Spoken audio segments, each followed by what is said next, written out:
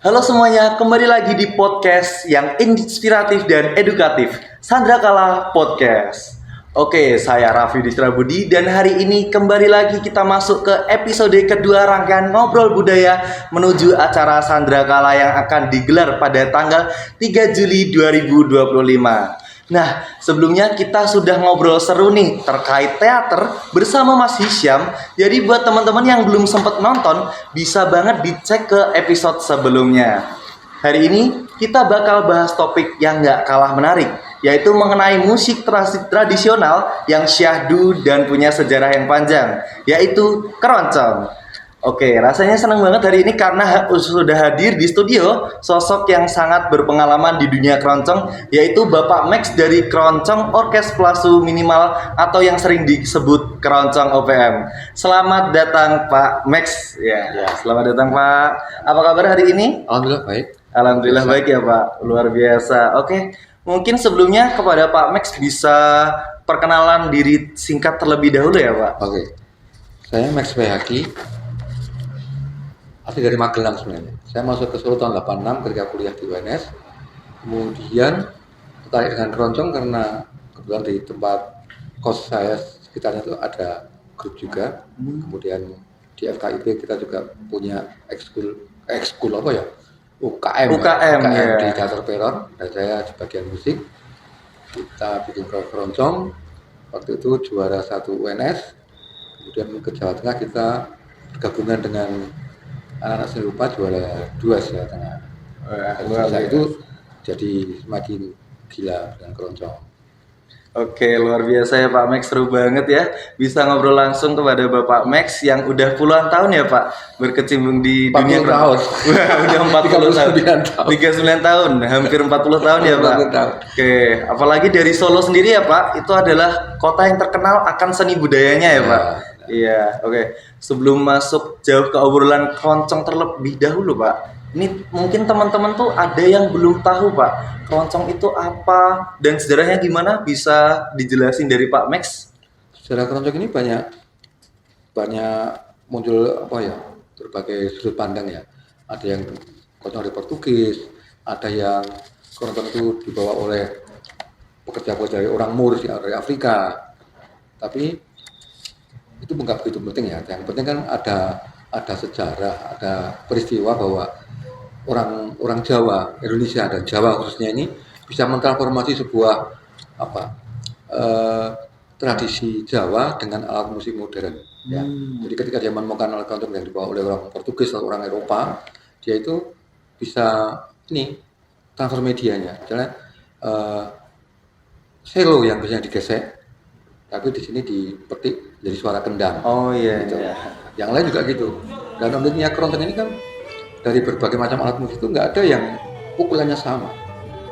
Jadi saling interlocking gitu ya. Mereka saling interlocking sehingga menjadi jalinan musik yang asik. Ketika satu salah, yang lain nggak bisa main. Oh gitu ya. Jadi karena interlocking tadi, salah ya diem. Ketika dia tetap main, jadi buka gitu ya. Karena kaitannya jadi lepas. Gitu. Iya. Itu dancak berselang-seling gitar di antara mereka. Takcuk itu ya. Iya. Jadi ada dialog antar instrumen, itu yang paling menarik di keroncong itu. Oh iya. Ada pukulan tunggal dan pukulan double. Di musik lain nggak ada pukulan double. Cuma ada di keroncong berarti ya. Di dunia cuma ada di keroncong sama di karawitan mungkin ya. Tapi kalau karawitan, nah ini karena di karawitan ada begitu, orang Jawa dengan transfer media menggunakan alat itu dengan karakteristik yang sama dengan gamelan. Oh gitu. Oke. Kalau boleh tahu lebih dalam lagi nih Pak, apa sih yang membedakan musik keroncong dengan genre musik lain yang di era sekarang ini? Pada dasarnya awalnya sama ya, sama-sama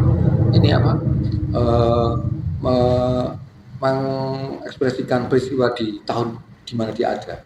Dulu lagu keroncong itu kan banyak yang syairnya tentang perjuangan. Ya.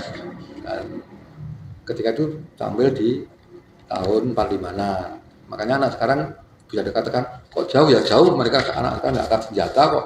Kalau orang-orang dulu dengar jembatan merah sudah heroik gitu. Kalau sekarang jembatan merah lagi opo.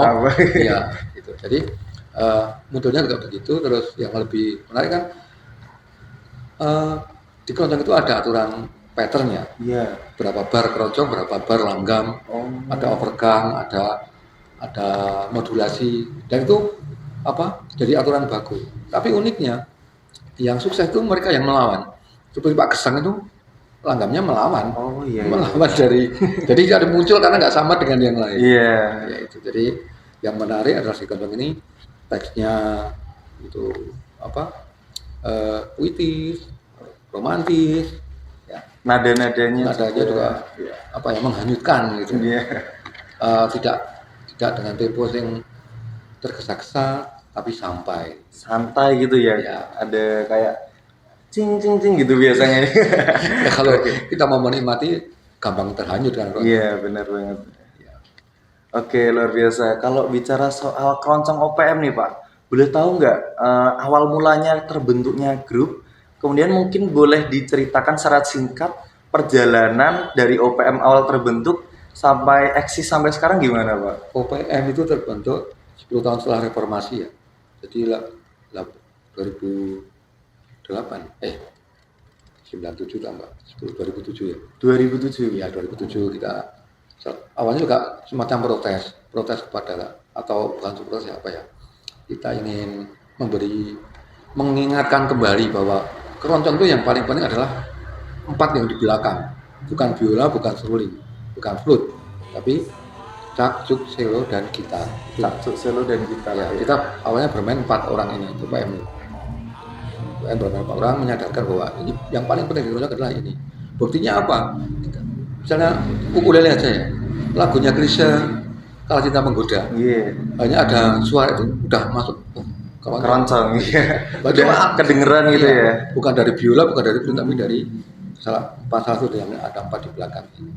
Jadi awalnya itu kita UPM resplasi minimal karena kita takut mau bilang keroncong asli, kita nggak pakai keroncong asli. Oh iya. Ya, palsu kan masih asli, pelasu itu Pelasu. sudah benar-benar palsu. Makanya pakai palsu sudah minimal karena kita hanya berempat. Awalnya cuma berempat ya. Awalnya ya. Terus berkembang karena kebutuhan pementasan yang semakin kompleks, kita main di lapangan, nggak mungkin hanya 4 orang ini karena untuk menundukkan lapangan yang luas gitu. Terus akhirnya tambah gendang, tambah bass. Tambah gendang kenapa? Karena selo yang kita mainkan tidak cukup untuk mewakili lagu yang kita mainkan. Kalau cukup ya kita nggak nambah. Ya. Gitu. Oke, dari keroncong OPM sendiri nih Pak, kegiatan apa atau prestasi yang udah pernah dicapai di OPM itu apa Pak? Kalau prestasinya kita kan bukan orang-orang festival ya. Kita bukan orang-orang festival, jadi nggak pernah dapat piala. Oh, Dan kita tidak ikut ke festival-festival yang berkejuaraan gitu. iya. Tapi kita sering menutup peristiwa festival atau lomba di Jogja, di kota lain, di Solo. Jadi kita di tengah-tengah juri bersidang dan kita bermain dan kita menghibur. Dan uniknya kan Bu Waljina membawa kita ke Jogja. Iya. Padahal kita kan waktu keroncong yang di Solo aja banyak yang nggak menerima karena kontroversi tadi. Ini bukan keroncong asli, makanya kita pakai keroncong pelasu, udah pelasu ini. Kalau ada himpunan artis musik keroncong, kita bikin juga bukan artis mirip keroncong. Jadi keroncongnya itu nggak keroncong yang original gitu nggak? Kita belajar original, sudah belajar original, dan kita sadar bahwa keroncong ini jauh dari penggemarnya karena mereka nggak mau mendekat. Nah, apa salahnya kalau kita yang mendekat gitu? Kalau keroncong yang mendekat nggak boleh? Gitu. Berarti ditambahin kayak tambahan-tambahan. Iya, makanya kan ketika pentas kita komunikatif, interaktif, supaya apa, penonton ikut jadi bagian peristiwa pertunjukan itu. Bukan seperti artefak ya, kita keroncong kayak nonton TV, bagus tapi nggak bisa satu atmosfer. Ya, kita mencoba menciptakan atmosfer di pertunjukan bahwa ini juga penonton ini bagian dari pertunjukan kita, bukan hanya menonton pasif, enggak, kita aktifkan. Kita ajak ngobrol, kita ajak nyanyi, dia sebisa-bisanya. Artinya kita bermain-main dengan penonton supaya penonton merasa bahwa oh ini juga aku jadi orang keroncong tanpa sadar. Jadi kayak ngerasa wah enak nih keroncong, aku nonton keroncong terus gitu. Iya, ternyata masuk di keroncong enak. Seperti gamelan ketika belum pernah latihan, ini apa? Tapi Tapi kalau kalau pas ke latihan Bugiro aja udah pengen udah latihan enak. terus. Gitu. Udah kayak ke bawah arusnya gitu ya berarti ya. Iya. Bagaimana kita menginfluence penonton tanpa sadar bahwa dia jadi apa bisa mendalami keroncong tanpa sengaja. Oh, gini. Oke. Nah, mungkin teman-teman di sini kan pada belum tahu ya keroncong itu apa. Terus ada yang mungkin mau mendengarkan nih Pak, mungkin mau mulai mendengarkan musik keroncong. Nah, aku mau minta saran, rekomendasi lagu apa sih Pak yang biasanya apa sih kalau awal-awal pengen dengerin keroncong tuh bagusnya ke lagu apa gitu? Lagu-lagu yang sadar aja, misalnya kan kayak Rangkaian Melati, Rangga. ya lagu-lagu yang apa masih langgam keroncong. Iya. Terus kan itu masih mendekati pop lah. Jadi ketika mau masuk ke sana nggak terlalu jauh perbedaannya gitu. Tapi ketika langsung masuk ke langgam Jawa, Stambul itu Terlalu jaraknya kental ya. Sama kalau yang lagu-lagu tadi berarti masih kayak deket sama pop, kayak mirip-mirip gitu ya. Iya, pop, Mandarin. Jadi yang unik lagi kan teks di keroncong ini sangat sopan. Bagaimana misalnya mengungkapkan cara anak sekarang, lagu-lagu sekarang ngomong ke perselingkuhan kan langsung Iya, gendaan. langsung gitu. Di Istanbul keroncong itu enggak. Iya. Jadi apa? Halus gitu Halus, bahasanya ya. ada samudono lah cara Jawa. Artinya ada makna tersembunyi dari kata-kata yang indah. Padahal Jono sadis banget, tapi membungkusnya dengan indah. Dan faktor estetik ini masih menjadi hal penting di lagu-lagu keroncong. Kalau sekarang kan enggak, ya tugas Iya. cepat-cepat, ya supaya bisa apa orang mendengarkan bisa sambil bermain apa. Kalau keroncong kan butuh waktu khusus untuk mendengarkan, gitu ya. Harus syahdu, tenang, Ya, terus jadi menyendiri ya, itu biasanya juga, gitu. gitu. Kalau Iya. orang sekarang kan kita baru Kerja apain ya sambil lalu lah gitu. Iya. Dan tempo dan apanya ini cepat lah gitu ya. Jadi akselerasinya lagu sekarang kan secepat itu. Karena emang sekarang informasi juga cepat, apa cepat orang nggak akan tahan lama mendengarkan lagu yang 7 menit. Iya, keroncong kan rata-rata lagunya 5 lama-lama menit, gitu. Ada pengulangan lagi jadi Iya. kalau orang lagu sekarang Paling cuma 3 menit, 2 Iya. menit gitu. supaya apa ya dan ganti seperti film kartun lah, seperti iklan lah gitu. Jadi Iya. sekian harus ganti. Kalau keroncong harus dinikmati pelan-pelan. Santai. Oke. Luar biasa sekali ya. Betul kata Pak Max. Oke, teman-teman, itulah obrolan kita bareng Pak Max tentang musik keroncong. Gimana? Nggak nyangka kan kalau keroncong ternyata sekeren itu. Pun mungkin nambah Mas, kalau sekarang di Solo ini karena ada sekolah musik ya, SMK musik gitu, jadi banyak sekarang muda yang bermain keroncong karena ada pelajaran di situ. Iya. Jadi sekarang pemain keroncong banyak yang muda juga. Nah, anak muda ini kalau menurut pesannya Pak Kelly yang kita lagu Tanah Airku itu, ya kalau kamu main keroncong chordnya masih dengan sama, lo kamu nggak maju, artinya nggak ada kemajuan.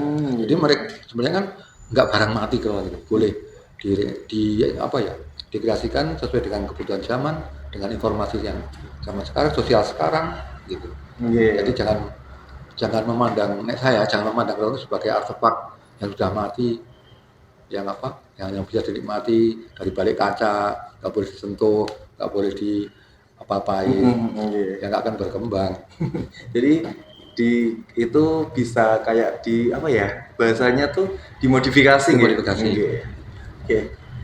Kadang kita mikir tuh kayak keroncong tuh musiknya orang tua, padahal kan kita dengerin bener-bener vibe-nya tuh kayak enak gitu ya Pak. Apalagi kalau dibawain dengan aransemen yang kekinian Iya. gitu. Oke, kapan lagi kalian coba bisa nonton keroncong OPM yang dibawain langsung dari OPM-nya ya. Dari aransemennya keren tapi kental dari nilai budayanya. Makanya jangan sampai nggak datang ke acara Sandra Kala di bulan Juli nanti. Ini bukan cuma acara biasa, tapi ini ruang buat kita semua, buat nyentuh lagi sisi budaya yang kadang kita lupa. Oke, langsung aja follow di Sandra Kala Event di Instagram, TikTok, dan juga Facebook, biar nggak ketinggalan jadwal lengkapnya. Saya Raffi Distrabudi, pamit undur diri. Sampai jumpa di Sandra Kala. Jangan lupa bawa rasa, bawa teman, dan siap-siap terpesona. Sandra Kala 2025, Gema Karya, Abadi Rasa, Lestari Budaya.